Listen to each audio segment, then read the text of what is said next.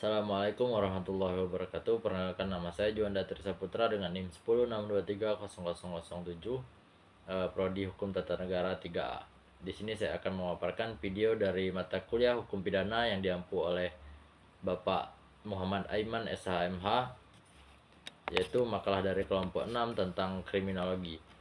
Kriminologi dilahirkan pada pertengahan abad ke-19 sejak dikemukakannya hasil penyelidikan Kaiso Lombroso pada tahun 1876 tentang teori mengenai atavisme dan tipe penjahat, serta munculnya teori mengenai hubungan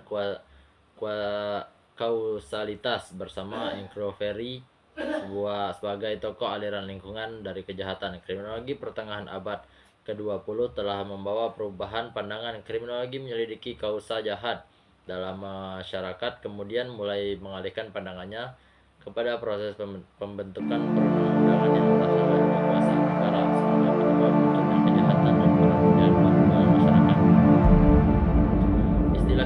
Istilah kriminologi untuk pertama kali digunakan oleh para ahli antropologi Prancis yang bernama Paul Topinard.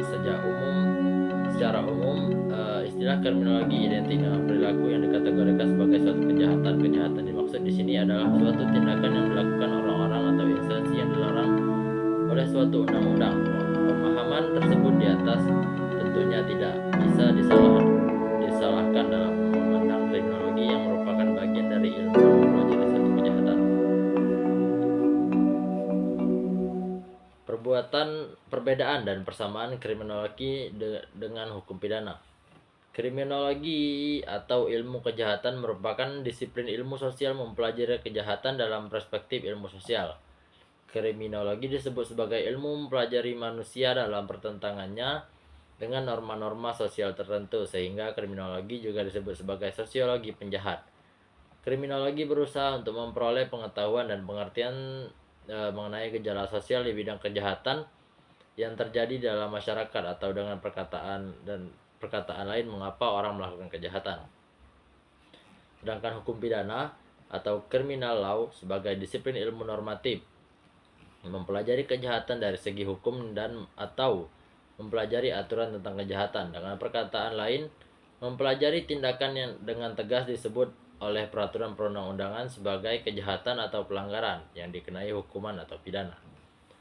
Hukum pidana bersendikan probabilitas dan atau kemungkinan untuk menemukan hubungan sebab akibat terjadinya kejahatan dalam masyarakat. Apabila belum ada peraturan perundang-undangan yang membuat tentang hukum yang dapat dijatuhkan pada penjahat atau pelanggar atau tindakannya, maka tindakan yang bersangkutan bukan tindakan yang dapat dikenakan hukuman. Persamaan baik kriminologi maupun hukum pidana mengandung unsur-unsur persamaan, yaitu objeknya suatu kejahatan. Yang kedua, adanya upaya-upaya pencegahan kejahatan.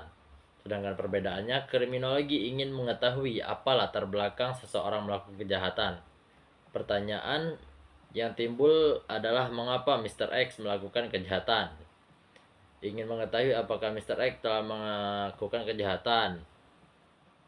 Sedangkan hukum pidana menetapkan terlebih dahulu seseorang sebagai penjahat, baru langkah berikutnya giliran kriminologi meneliti mengapa seseorang melakukan kejahatan. Kriminologi memberi bahan dalam perumusan perundang-undangan pidana.